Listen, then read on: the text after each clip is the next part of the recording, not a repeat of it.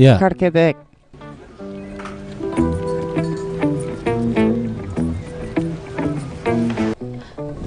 كالا إلا عنكعك عوم معايه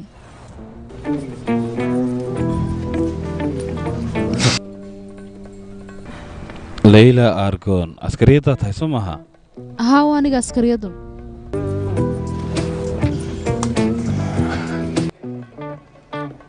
ومركان كسوق حيني محد يقول شيء ويدي يشيك بالسبب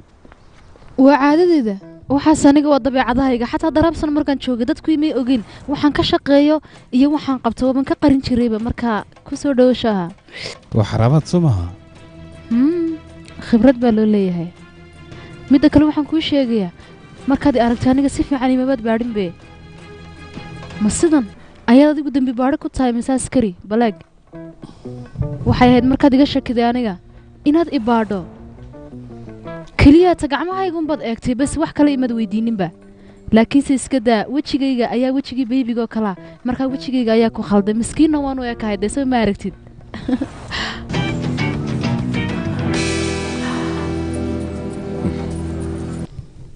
laftaadu khalad weyn ayaad gashay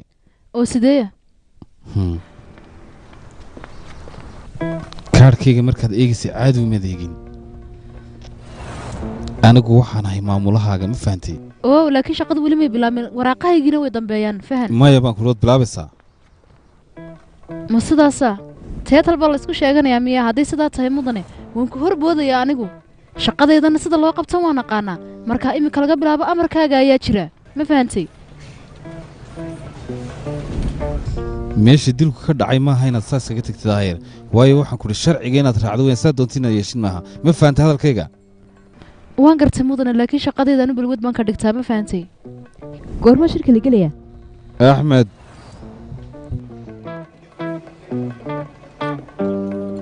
sayni ma wacday sheeg ها مدن وان وعي لكن iga qaban maysa aniga ku celceli baan ku idhi soco ay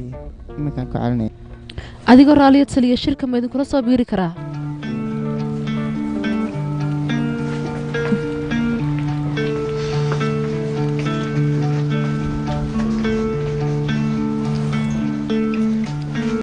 maxamuud waayo tani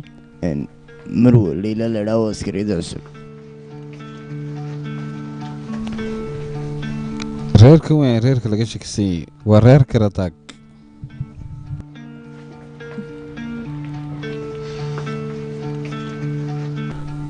aysaal karataag waxaa dhalay hashmad kobrulu waxaana qaba jihaan karataag caaka fishiik waa gacanta midig ee jihaan karataag beliin damiir dilaan waa gabadha la laayay iminka binaar damiir dilaan waa gabadhii dhimatay iyaduna hashmed kobrolu waa odayga ugu weyn xaafadda jihaan karataag waa ninka iminka aadka looga shakisan yahay